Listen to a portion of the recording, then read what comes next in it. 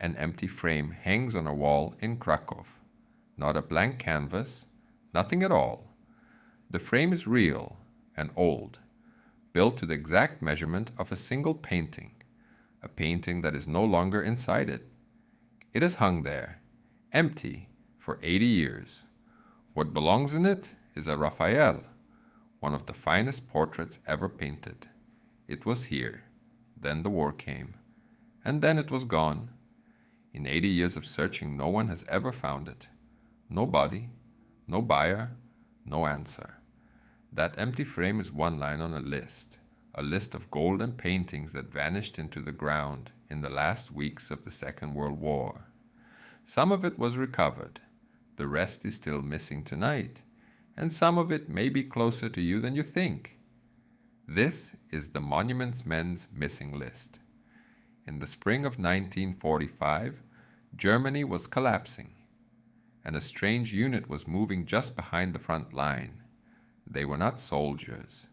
They were curators, art historians, architects, men mostly too old for the war, handed uniforms and an almost impossible task. They were called the Monuments, Fine Arts, and Archives Program. Only a few hundred of them, drawn from more than a dozen nations. Their job was to find what an entire regime had spent years hiding. Because as the Reich fell, its stolen treasure did not sit in warehouses. It was driven into the mountains, sealed inside castles, lowered into mines deep underground, where no bomb could reach. The Monuments Men followed it into the dark, often with nothing to go on but a rumor. One rumor led to a salt mine, beneath the village of Merkers. In April of 1945, American soldiers took an elevator, more than 2,000 feet straight down into the earth. It was cold down there, silent. The air did not move. Their lamp swung across the chamber, and they stopped where they stood. Gold, row upon row of it, the entire remaining gold reserve of the German central bank, hidden in a tunnel in the dark. Beside it, crates of paintings from the museums of Berlin, and in one small side room, something the men would never forget, suitcases of gold and silver, hammered flat to save space, taken from people who had been murdered for it. Eisenhower himself came down to see it. Every bar was counted. The gold at Merkers was recovered, but it was not all of it.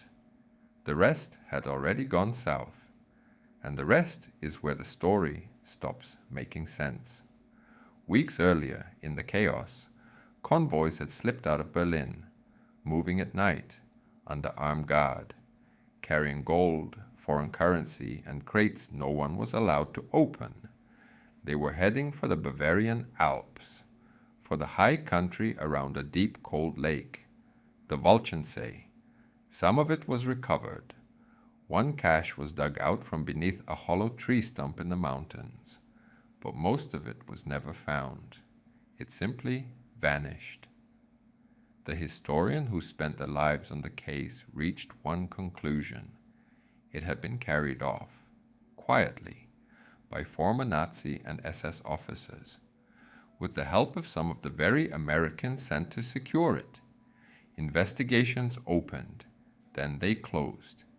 A silence settled over the whole affair and never lifted. It has never been solved.